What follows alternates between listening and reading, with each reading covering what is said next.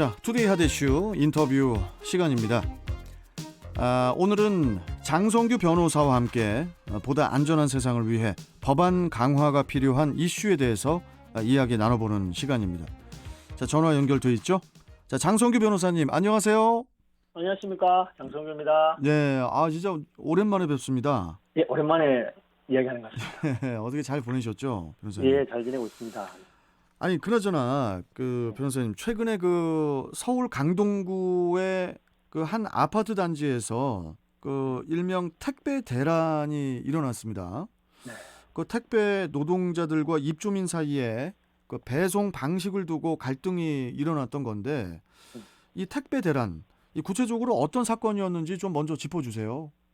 예, 그거 논란이 되고 있었던 그 아파트 단지는 약 5천 세대 규모의 아파트입니다. 그 아파트의 입주자 대표 회의에서 지난 4월 1일부터는 이제 택배 차량이 지상으로 출입하면 안 된다는 금지 통보를 택배 기사분들에게 했죠.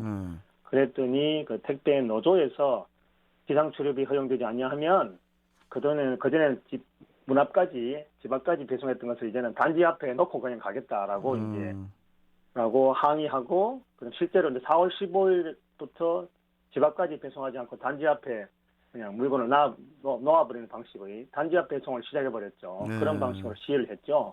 그런데 이제 정작 노조에 참여하고 있는 택배 기사분들의 참여도가 높지 않아서 이틀 정도 단지 앞 배송을 하다가 그 후에는 다시 집 앞까지 배송하는 방식으로 지금 현재는 하고 있다고 합니다.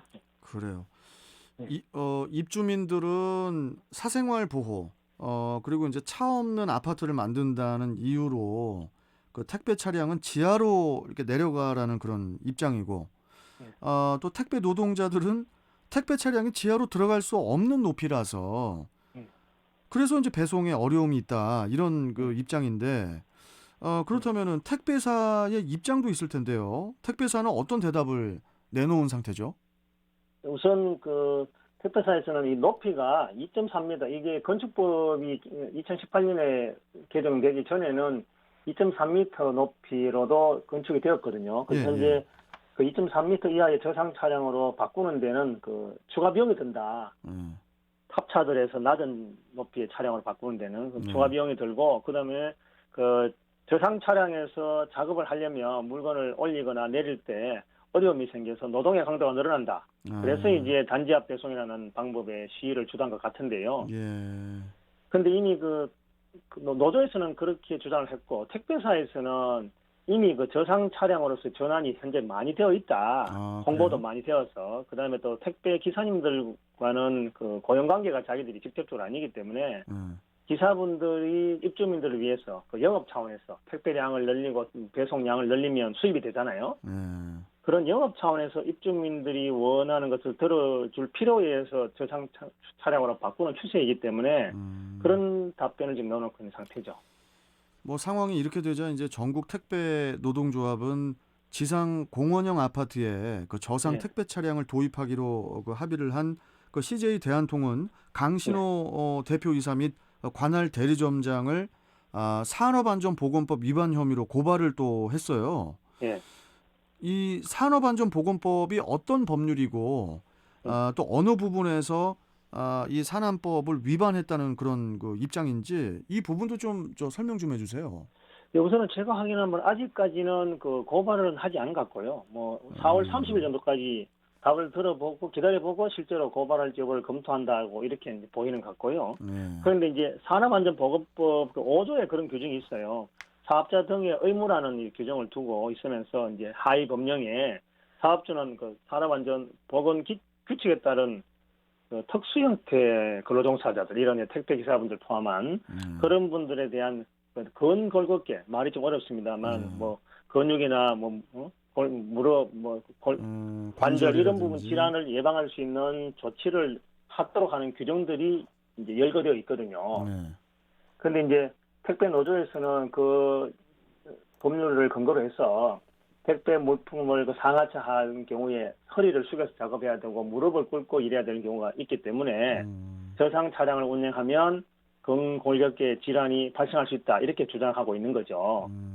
그런데 이제 노조와 이렇게 합의를 하지도 아니하고 산업재해 예방 조치도 제대로 하지 않고 아파트 입주자 대표회의와 저상 차량 배송에 대한 합의를 한 것은 그 법률 산업안전보건법에 위반한 것이라는 주장을 하면서 고발을 준비하고 있는 것 같습니다. 아, 그런데 이제 거기에 대해서 이제 택배사는 아파트 입주자 대표회의와 그런 도입 여부에 관한 그 합의를 했는지 여부에서 협의를 진행한 적이 있다 그동안. 그런데 실제로 합의는 된 적 없다 이런 입장을 밝히고 있는 상태입니다. 만약에 이 본사가 그 실제 네. 아파트와 합의에 관여를 했다면은 네. 그러면 이제 그 산업안전보건법 적용을 받게 될 가능성도 사실상 배제할 수 없는 거 아닌가요? 어떻게 보십니까? 우선은 이 이제 저상 차량 네. 법 개정 이전에 이미 아파트가 그래 2.3m 이하로 출입구가 지어진 상태에서 예. 지금 저상 차량을 도입하는 문제가 과연 이게 산업재해 유발의 직접적인 요인인가라는 문제와 관련해서 제 생각에는 인과관계 입증이 어렵지 않을까. 그래서 법 적용이 아마 어려울 것으로 보이고요. 예. 그다음에 또 이 택배사 본사와 택배 기사들 간의 관계가 실질적인 고용 관계로 볼 수 있는지 여부도 쟁점인데 직접 고용 관계가 있는 것은 아니라고 보입니다. 예.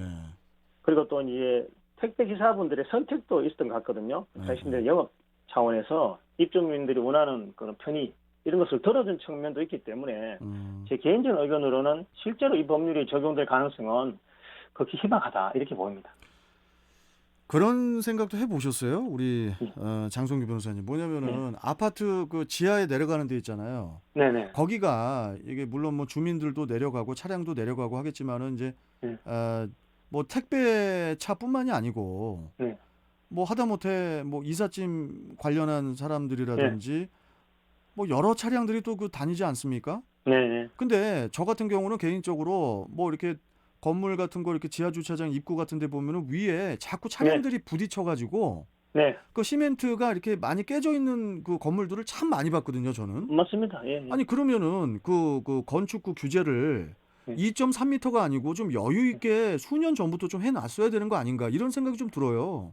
그렇죠. 법은 항상 이제 뒤따르게 되어 있는 거죠. 그래서 2018년도 개정으로는 그 높이를 상향 조정이 되어 있습니다만 예전에는 2.3m까지만 해도 된다는 식으로 이제 법이 마련돼 있었죠.